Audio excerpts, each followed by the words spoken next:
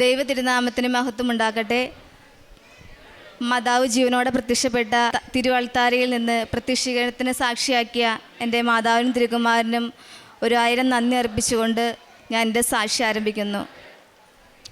എൻ്റെ പേര് ലിജ. ഇത് എൻ്റെ ഹസ്ബൻഡ് റെബിൻ.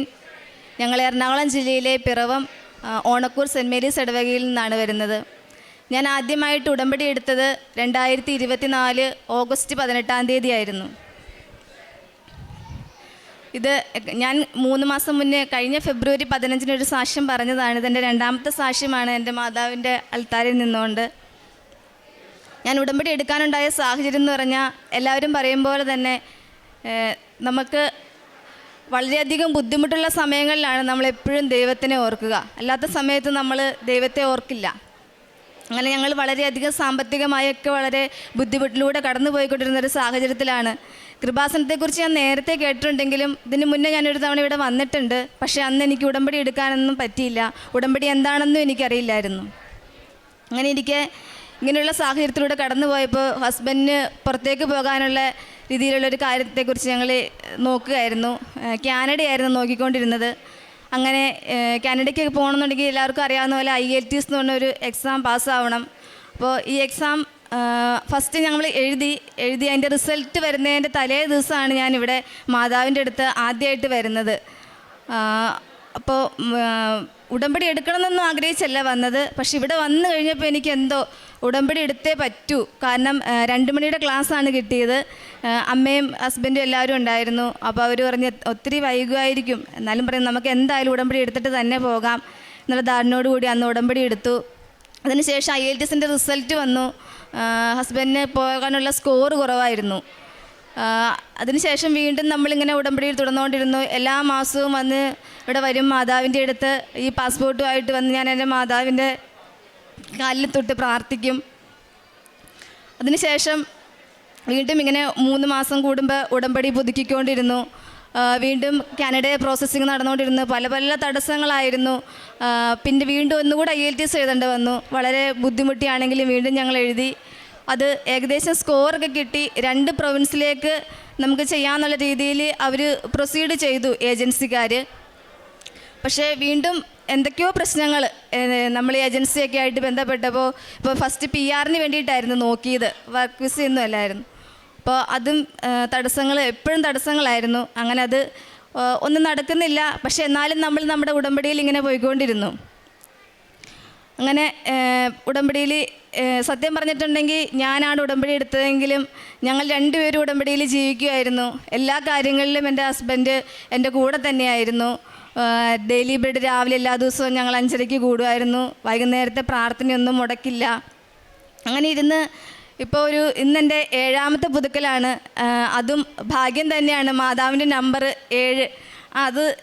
അതുകൊണ്ട് ഈ അനുഗ്രഹം എനിക്ക് തന്നത് മാതാവ് തന്നെയാണെന്ന് ഞാൻ ഏറ്റവും വിശ്വസിച്ച് പറയുന്നു. പിന്നെ കാനഡയിലെ പ്രോസസ്സെല്ലാം ഇങ്ങനെ പോയിക്കൊണ്ടിരുന്നു. അതൊന്നും റെഡിയായില്ല. അപ്പോൾ പിന്നെ എല്ലാവരുമൊക്കെ ചോദിക്കാൻ റെഡിയായോ നമ്മൾ പറയും അങ്ങനെ പോയിക്കൊണ്ടിരിക്കുകയാണെന്ന് പറഞ്ഞു. പിന്നെ സത്യത്തിൽ പറഞ്ഞിട്ടുണ്ടെങ്കിൽ പൂർണ്ണമായിട്ടും ഞാനും അതെ മനസ്സിലങ്ങനെ ചിന്തിച്ചു. ഇപ്പോൾ 2 വർഷം 3 വർഷത്തോളം അതിൻ്റെ പ്രോസസ്സിങ് നടക്കുന്നത്. അപ്പം അങ്ങനെ ഒരിക്കലും ഇനി നമുക്ക് വിദേശത്തേക്ക് പോകാനുള്ള ഒരു സ്വപ്നം സാക്ഷാത്കരിക്കില്ല എന്നുള്ള രീതിയിൽ. പക്ഷേ എന്നാലും ഞാൻ പറയും മാതാവല്ലേ കൂടെ ഉള്ളത്. വീട്ടിൽ അമ്മയൊക്കെ ചോദിക്കുമ്പോൾ ഞാൻ പറയും മമ്മി എന്തിനാ പേടിക്കുന്നത്, മാതാവ് നമ്മുടെ കൂടെ ഉണ്ടല്ലോ എന്ന് പറയും. അങ്ങനെ വളരെ യാദൃശ്ചികമായിട്ട് കഴിഞ്ഞ വെള്ളിയാഴ്ച എൻ്റെ ഹസ്ബൻഡ് നേരത്തെ വർക്ക് ചെയ്തുകൊണ്ടിരുന്നത് പെരുമ്പാവൂർ ഒരു ഓഫീസിലായിരുന്നു. ഇപ്പോൾ ഒരു 2-2.5 വർഷത്തോളമായിട്ട് ഒരു കോണ്ടാക്റ്റും ഇല്ല സാറുമായിട്ട്. അപ്പോൾ സാറ് പെട്ടെന്ന് വൈകിട്ട് വിളിച്ചിട്ട് പറയുവാണ് ഇപ്പോൾ എവിടെയാണ് വർക്ക് ചെയ്യുന്നത്. അപ്പോൾ ഇന്ന സ്ഥലത്താണ്, മൂവാറ്റുപുഴയാന്ന് പറഞ്ഞു. റെബിൻ എന്നാണ് ഹസ്ബൻഡിൻ്റെ പേര്. റെബിന് എൻ്റെ കൂടെ അങ്ങോട്ട് പോരാൻ താല്പര്യമുണ്ടോ എന്ന് ചോദിച്ചു. ഞങ്ങളാകെ പെട്ടെന്ന് അത്ഭുതപ്പെട്ടു പോയി. കാരണം ഇങ്ങനെ ഒരാൾ വെറുതെ വിളിച്ചിട്ട് ഇങ്ങനെയൊക്കെ ഞാൻ ഒരുപാട് സാക്ഷ്യങ്ങൾ കേട്ടിട്ടുണ്ട്. കഴിഞ്ഞ ദിവസവും കൂടെ തൃശ്ശൂരുള്ള ഒരു ആളുടെ സാക്ഷ്യം കേട്ടതായിരുന്നു. പെട്ടെന്ന് അങ്ങനെയൊക്കെ വിളിച്ചിട്ട് ആരെങ്കിലും അങ്ങനെ ചോദിക്കുമോ? അങ്ങനെ സാറേ കുഴപ്പമില്ല എന്ന് പറഞ്ഞു. ബാക്കിയുള്ള കാര്യങ്ങളെല്ലാം പെട്ടെന്നായിരുന്നു. വെള്ളിയാഴ്ച സാറ് വിളിച്ചു. ശനിയാഴ്ച ഒരു ഓൺലൈൻ ഇൻ്റർവ്യൂ, അത് ജസ്റ്റ് ഒരു പേരിൽ മാത്രമാണ്, അറ്റൻഡ് ചെയ്തു. സാറ് ബുധനാഴ്ച വിസ വന്നു. അതൊന്നും നമുക്ക് ഒന്നും അറിയേണ്ട വന്നില്ല. എല്ലാ സമയ ചുരുക്കത്തിൻ്റെ മാതാവ് പെട്ടെന്നാണ് എല്ലാം നമുക്ക് നടത്തി തന്നത്. ഇപ്പം ഇന്നലെ ടിക്കറ്റ് എടുത്ത് ചൊവ്വാഴ്ച എൻ്റെ ഹസ്ബൻഡ് ഷാർജയിലേക്കാണ് പോകുന്നത്. ആ സാറിന് സ്വന്തമായിട്ട് ഇവിടെ 2 കമ്പനിയുണ്ട്. ഞാൻ പറയുന്നത് എന്താണെന്ന് വെച്ചിട്ടുണ്ടെങ്കിൽ നമ്മൾക്ക് ഏജൻസിയോ അല്ലെങ്കിൽ വേറെ ഒന്നും വേണ്ട. മാതാവ് നമ്മുടെ കാര്യത്തിൽ ഇടപെട്ടിട്ടുണ്ടെങ്കിൽ നമുക്ക് വേറെ ഒന്നൊരു പ്രശ്നമല്ല. അങ്ങനെയാണ്.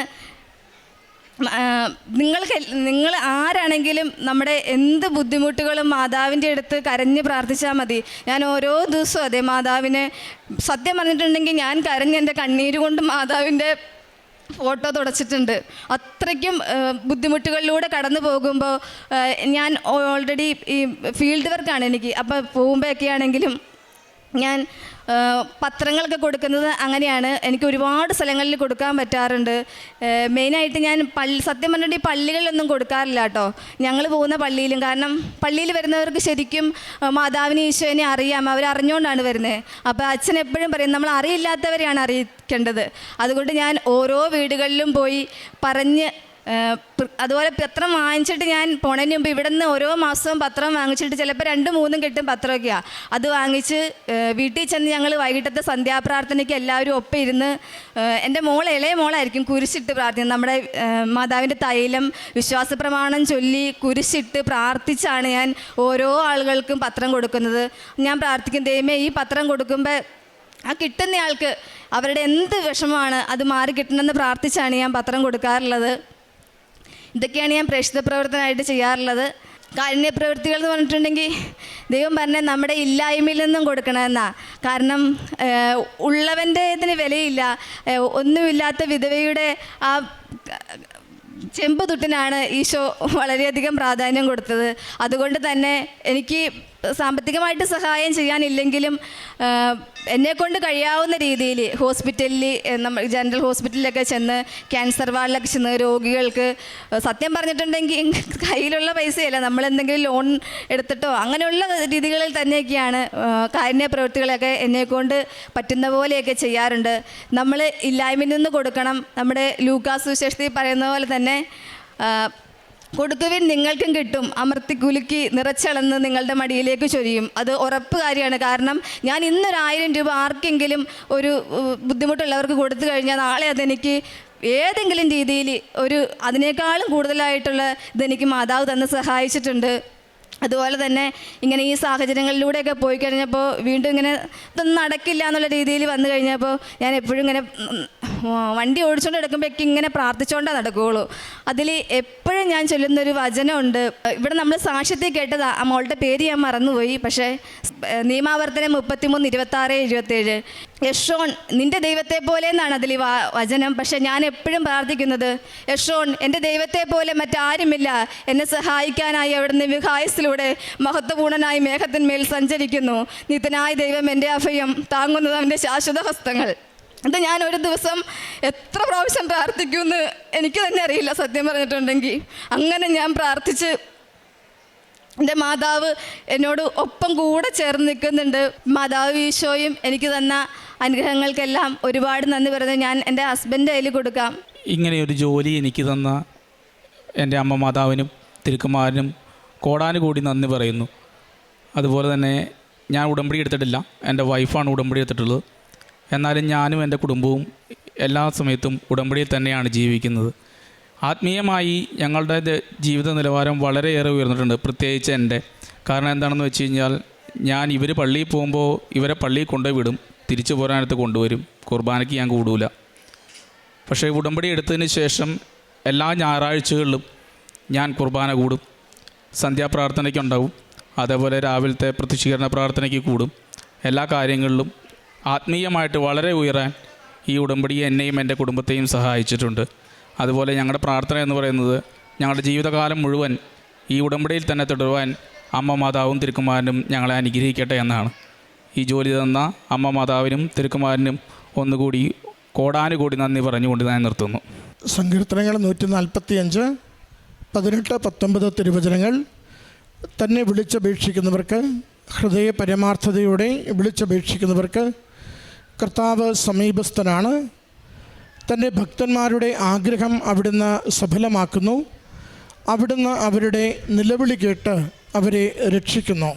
ലിജ അജു എന്ന ഈ സഹോദരിയും ജീവിത പങ്കാളിയും ഉടമ്പടി ജീവിതത്തിൽ അത്യപൂർവ സമയ ചുരുക്കത്തിൽ അമ്മ മാതാവ് കുടുംബത്തിൻ്റെ കരം പിടിച്ചതും വളരെ പെട്ടെന്ന് എയർ ലിഫ്റ്റ് ചെയ്തുകൊണ്ട് ഒരു ജോലി നൽകി കുടുംബത്തെ അനുഗ്രഹിച്ചതിനെയുമാണ് ഈ അൾത്താരയിൽ സാക്ഷ്യപ്പെടുത്തുന്നത്.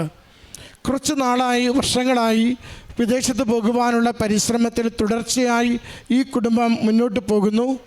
അത് ഓരോന്നും പരാജയപ്പെട്ട് ഒരു സാധ്യത പോലും ഇല്ലാതെ ക്ലേശത്തിലായിരിക്കുന്ന നാളുകളിലാണ് ഈ മകൾ ഓരോ മാസവും കഴിഞ്ഞ 20 മാസങ്ങൾ തുടർച്ചയായി പാസ്പോർട്ടുമായി അമ്മ മാതാവിൻ്റെ അരികിൽ വന്ന് അമ്മയെ ഇത് കാണിച്ചു കൊടുത്തിട്ട്, അമ്മ ഈ വിഷയത്തിന്മേൽ, എൻ്റെ ജീവിത പങ്കാളിക്ക് വിദേശത്തുള്ള ജോലിയുടെ മേൽ ഒരു പരിഹാരം തരണമെന്ന് പറഞ്ഞ് പ്രാർത്ഥിക്കുന്നത്.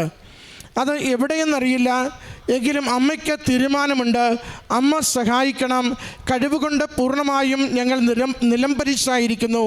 അമ്മയുടെ കൃപയാൽ ഇത് അനുവദിച്ചു തരണമെന്ന് കരുതി അമ്മയുടെ കരങ്ങളിൽ ഏൽപ്പിച്ചു കൊടുത്തുകൊണ്ട് പ്രാർത്ഥിക്കുന്നത്. രണ്ടുപേരും ഒരുമിച്ച് ഉടമ്പടി ധ്യാനമാവട്ടെ, ഡെയിലി ബ്രെഡ് ആവട്ടെ, പ്രാർത്ഥനകളിൽ പങ്കുചേർന്നുകൊണ്ട് അമ്മയുടെ സന്നിധിയിലേക്ക് അവരുടെ ദാമ്പത്യ ജീവിതത്തെ സമർപ്പിക്കുന്നുണ്ട്. സഹോദരി സൂചിപ്പിച്ചു, കണ്ണീര് കൊണ്ട് അമ്മ മാതാവിൻ്റെ ചിത്രം ഞാൻ പലവരു തുടച്ചിട്ടുള്ള ജീവിതാനുഭവം പോലും എനിക്കുണ്ടെന്ന്. ഇതൊക്കെയും ഒരാൾ എങ്ങനെ അമ്മയോട് സ്നേഹിക്കുന്നു, അമ്മയുടെ പക്കൽ ശരണപ്പെടുന്നു, അമ്മയാണ് ആശ്രയമെന്ന് പരസ്യമായും രഹസ്യമായും ഏറ്റുപറയുന്നു എന്നതിൻ്റെ അടയാളങ്ങളാണ്. കൃപാസനം പത്രം കൊടുക്കുമ്പോഴും ഏറ്റവും സന്തോഷത്തോടെ, വിശ്വാസത്തോടെ ജീവിതകാര്യങ്ങൾ പറഞ്ഞുകൊണ്ട് പങ്കുവെക്കുന്നതായും സഹോദരി സൂചിപ്പിച്ചിട്ടുണ്ട്. നോക്കുക, ഏതാണ്ട് ഒരാഴ്ചക്കുള്ളിൽ അമ്മ മാതാവ് ഒരാളെ കണ്ടെത്തുകയും വിദേശത്തേക്കുള്ള ജോലിയുടെ ഓഫർ കൊടുക്കുകയും നടപടിക്രമം പൂർത്തീകരിക്കുകയും ജോലിക്ക് പോകുവാൻ പറ്റും വിധം എല്ലാം ക്രമീകരിച്ച് കൊടുക്കുകയും ചെയ്യുന്നു. കഴിഞ്ഞ വെള്ളിയാഴ്ച മുതൽ ഈ ശനിയാഴ്ച വരെ എത്തുമ്പോൾ അതിന് തൊട്ട് തലേ ദിവസം പോലും ഇല്ലാതിരുന്ന ഒരു സ്വപ്നം, ഒരു രാജ്യം, ഒരു ജോലി മകനെ തേടിയെത്തിക്കൊണ്ട് മകനത് സഫലമാക്കി അനുഗ്രഹിച്ച് അടുത്ത ദിവസം പോകുവാൻ പറ്റുന്ന വിധത്തിൽ മകനെ സംരക്ഷിച്ചതിൻ്റെ സാക്ഷ്യമാണ് ഈ അൾത്താരയിൽ പറയുന്നത്. നമ്മൾ പറയും, സമയഘടികാരം നെഞ്ചിൽ ചാർത്തിയ അമ്മ എന്നും സമയ ചുരുക്കത്തിൻ്റെ മാതാവാണ്. അതുകൊണ്ട് അമ്മയുടെ അരികിൽ നിങ്ങൾ ഡേറ്റിട്ട് പ്രാർത്ഥിക്കുമ്പോൾ, സമയ ചുരുക്കത്തിലൊരു അനുഗ്രഹത്തിന് വേണ്ടി ആഗ്രഹിക്കുമ്പോൾ, ഉടമ്പടി ജീവിതം എത്ര കണ്ട് കൃത്യതയിലും സന്തോഷത്തിലും മുന്നോട്ട് കൊണ്ടുപോകുവാൻ നിങ്ങൾക്ക് സാധിക്കുമോ, അത് അനുഗ്രഹത്തിൻ്റെ വലിയ അടയാളങ്ങൾ വളരെ ചുരുക്കം ദിവസങ്ങൾക്കുള്ളിൽ അമ്മ കുടുംബത്തിന് അനുവദിച്ചു തരുന്നത് കാണാനാവും.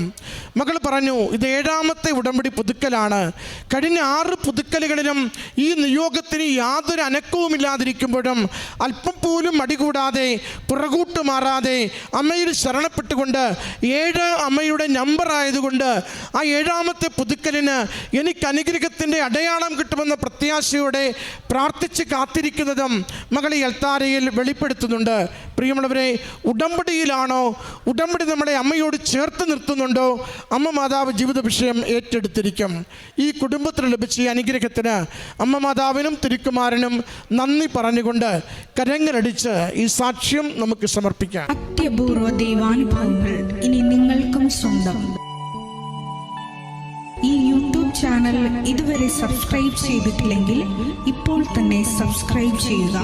ഈ വീഡിയോ ഇപ്പോൾ തന്നെ നിങ്ങളുടെ സുഹൃത്തുക്കൾക്ക് ഷെയർ ചെയ്തുകൊണ്ട് കർത്താവിൻ്റെ പ്രേക്ഷിതരാകുക.